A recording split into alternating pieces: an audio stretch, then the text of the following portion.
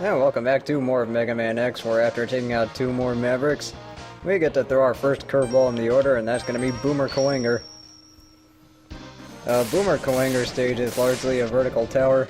There's going to be a lot of climbing involved, and a lot of people don't go for this guy because his boss fight actually is kind of annoying, and I know in my practice runs I had some trouble with it too. But let's see, what we're doing here is just waiting for these knights, and yeah, I wanted to take him out, but at least he didn't respawn.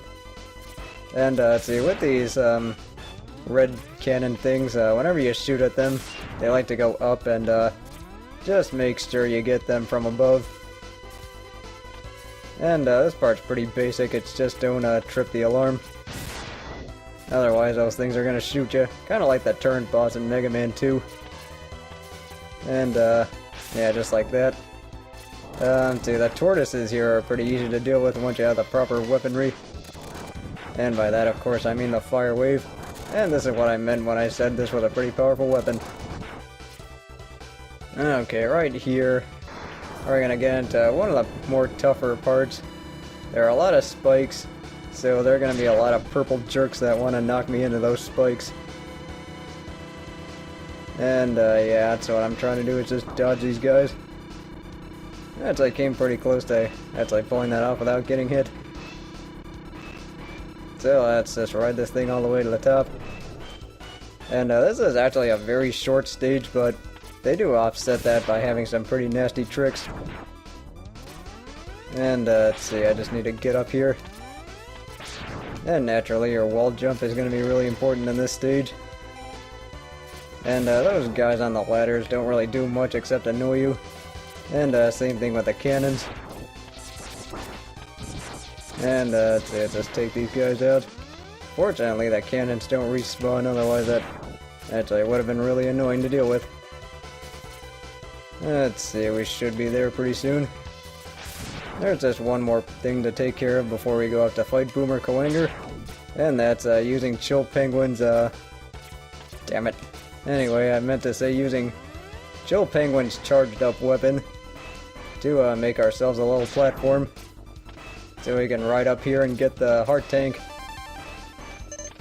And let's see, the way you would do that normally is you would have to come back after beating Boomer Kallangur and getting his or using his weapon in order to get to that heart tank. And I think there's a way you actually can get damaged by these platforms, or you get squished between the walls. Actually, let's just do this the easy way, why not? Yep, that's the easy way. And since I am feeling kinda lazy, I might as well just once again do this the easy way. Just like so. And with that, we are up to Boomer Kallangur. And what makes Boomer Kallangur so tough with the X-Buster only is that he is going to do a ton of teleporting. And what he likes to do is appear right in front of you and then use those horns of his to toss you into the ceiling. And yeah, this is what I meant by the teleporting. And I actually did have a run where he just decided to spend like 3 minutes teleporting over and over again.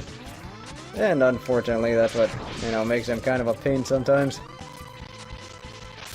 But let's see, the way I'm going to deal with him is just stay on the walls, wait for his boomerang, and then just attack him then. Just like so. He's actually being kind of nice in this run. And right when I say that, he just does his teleporting thing again. And really this is kind of a patience test. I mean, his weakness is Launch Octopus's homing torpedo. And the easy way to deal with that is you can just stay on the walls and then just keep shooting him with the homing torpedoes. They'll always show up and hit him. So with that, Boomer Kallangur is dead, and we get ourselves a boomerang cutter. Now first we just gotta wait for the whole victory thing to play out.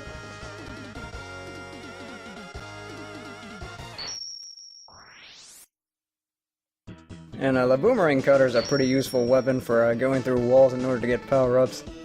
And that is actually going to be very useful in our next stage. And yeah, let's just see the password here. And that next stage is going to be Spark Mandril stage.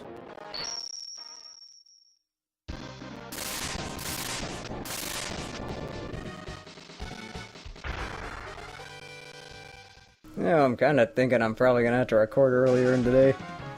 You know, just so slowdown doesn't become a problem. I mean, you know, as the day goes on, just your computer goes through more stuff, and unfortunately it just causes more slowdown. But anyway, here's where you need the boomerang cutter. And I'm still... Yeah, you have to be holding down in order for that thing to work properly.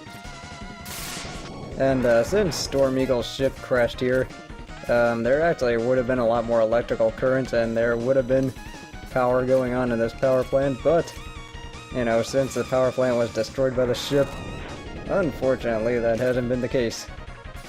Much to the dismay of the citizens of whatever the heck city we're in. And, let's see, this part there's going to be a lot of these guys flying by. And, let's see, you do have to keep an eye on the outline. And then you also have to, anticipate, like, where these guys are going to come from, because since this is a Mega Man game, it's like they know, like, or it's like they're able to anticipate where you're going to jump, and, set traps there accordingly. I also like when you're fighting this ostrich guy, and, he, like, looks astonished whenever he shoots at you. He's like, ah, found ya! Anyway, let's see, right here is going to be a mini-boss. This guy likes to shoot water, and then occasionally shoots lightning and tries to jump on you. Of course, you wouldn't know that because I did beat Storm Eagle stage, but I am actually going to show this guy off in an extra video. He is a lot harder if you didn't beat Storm Eagle first. And let's see, the easy way is just to use either a Storm Tornado or a different weapon. Yeah, see, I'm hitting him a lot, just not really doing any damage. And right when I say that, I kill him. Anyway, this part's pretty basic. There's just gonna be a lot of enemies in a narrow corridor. And, let's see, you just have to be careful about getting ambushed and not jumping on enemies like an idiot. Let's see, let's just take this guy out. Actually, let's just do this the easy way. Just like so. And again, there's a reason there's a lot of X-Buster only runs in this game. Just because it is pretty easy to cheese through some of the enemies with a lot of these weapons. And now that we got another heart tank, I think that's 4 right now. Actually, wait, I think that's more. Yeah, it probably should be 5. But then again, I'm not exactly keeping track of this well, seeing as how I did just take a test earlier today. It was actually a practice test for something I need to get into, or something I needed to do on Tuesday. Which is also one reason why I haven't uploaded in a while. You know, just because not only is the heat wave going on, makes it really a pain to record, but also I've just been studying for tests, you know how that gets. Let's see, we are up to Spark Mandril, and let's see, what I'm gonna do is I am actually gonna give him a chance, unlike most other Let's Plays. And the reason for that is he is a lot easier with the shotgun ice. And let's see, what makes him so easy is that every time you hit him with a shotgun ice, he ends up getting trapped in ice and then regenerating or having to break out of the ice. And then you can just do that over and over again, and then you can kill him without him actually doing anything.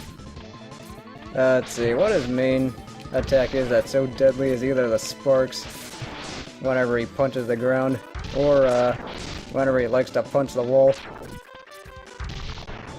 And crap. Alright, should have him here. And yep, that's the end of you.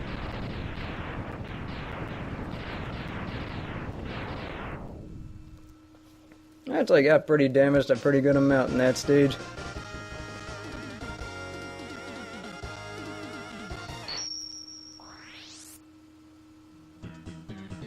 So with that we get the electric spark. This is a decent weapon, really nothing too special. Does work well like in a few places, but outside of that, really not all that useful a weapon. And now for our last Maverick of the day, and that's going to be Armored Armadillo.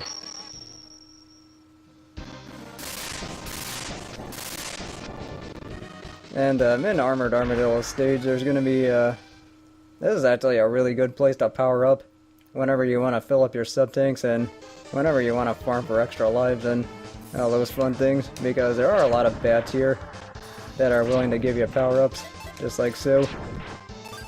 And, let's see, there should be a big bat here, and that guy usually gives you an extra life, so in the Sigma state, or when we get to Sigma's Fortress, that's going to be really useful for farming for stuff. Or just you farming to either fill up sub-tanks or get some extra lives or all those other good things. Hey, another life. Let's see, what I need to do is just keep moving here. And again, these bats are going to respawn, so let's just not do anything stupid, like get impaled by this bulldozer. And yes, those spikes on the front will kill you instantly, so just make sure you be aware of that.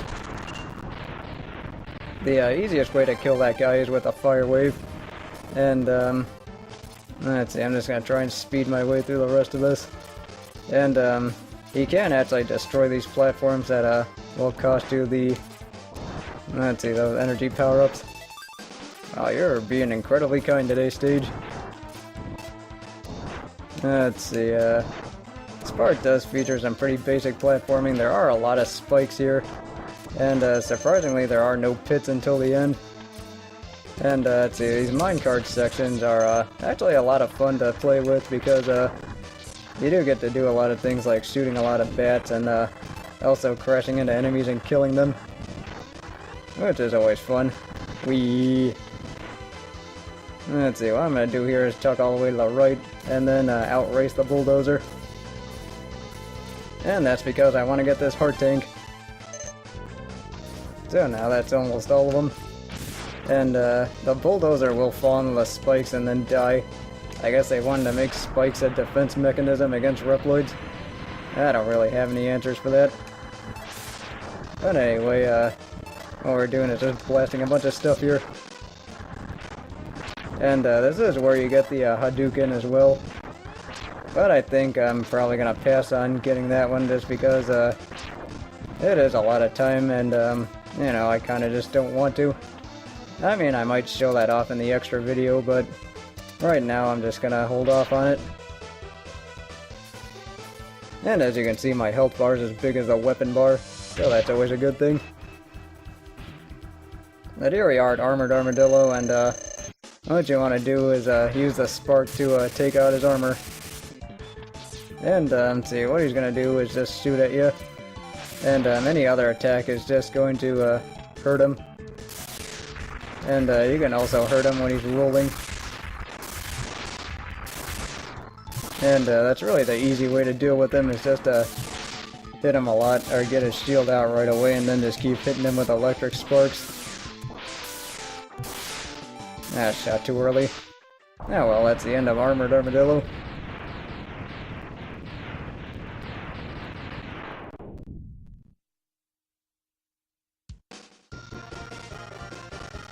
So with that, we are 3 Mavericks down, and we've only got 2 left.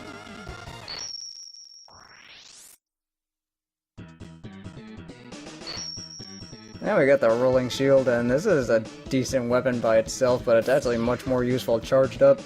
Because charged up, it's going to give you, obviously it's going to shield you, but that's going to be a lot more useful in different stages. But with that said, I am going to call the video here, so join me next time as we take out the rest of the remaining Mavericks. I will see you then.